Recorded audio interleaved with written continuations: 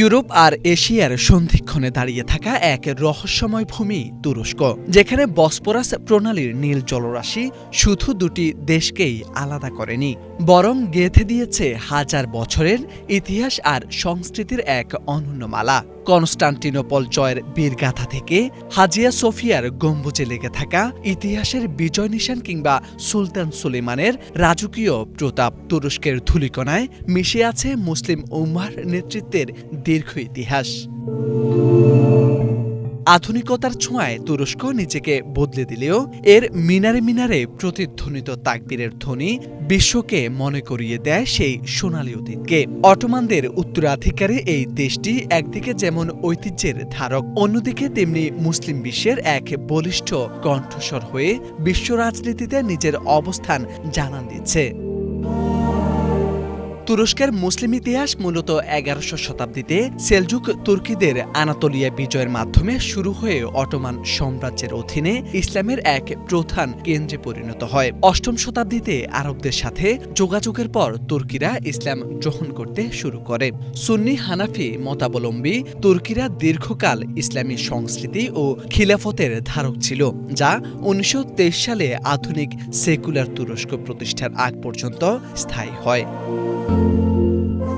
২০২৪-২৫ সালের তথ্য অনুযায়ী তুরস্কের মোট জনসংখ্যা প্রায় ৯ কোটি। ধারণা করা হয় দেশটির মোট জনসংখ্যার প্রায় ৯৯% মুসলিম। তবে কিছু গবেষণায় এই হার ৮৫ থেকে ৯৫% মধ্যে বলেও উল্লেখ করা হয়েছে। তুরস্ক এশিয়া ও ইউরোপ মহাদেশে বিস্তৃত একটি কৌশলগত ভৌগোলিক অবস্থানের দেশ, যার ৯৭% ভূমি এশিয়া এবং ৩% ইউরোপ অঞ্চলে অবস্থিত। এটির ৩ দিকে কৃষ্ণ সাগর, ভূমধ্যসাগর ও এজিয়ান সাগর দ্বারা বেষ্টিত এবং বসফরাস ও দারদানেলেস প্রণালী দিয়ে এশিয়া ও ইউরোপকে বিভক্ত করে। বিশ্বের ৮ম মুসলিম জনসংখ্যার দেশ তুরস্ক ওআইসির অন্যতম প্রতিষ্ঠাতা সদস্য।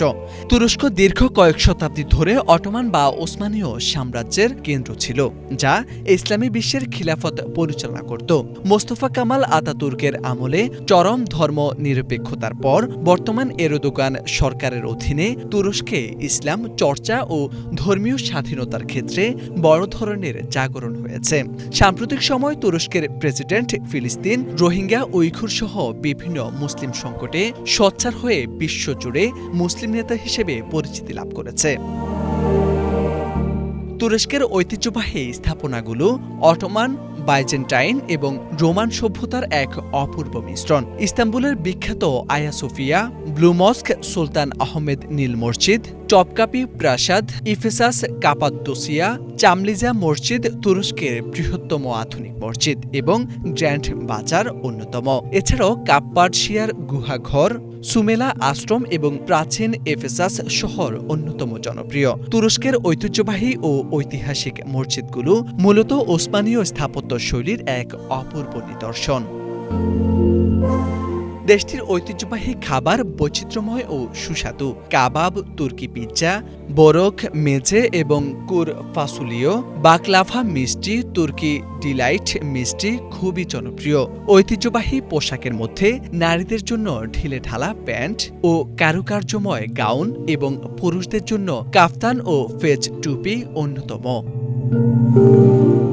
মোরশেদ আলম, বাংলা ভিশন।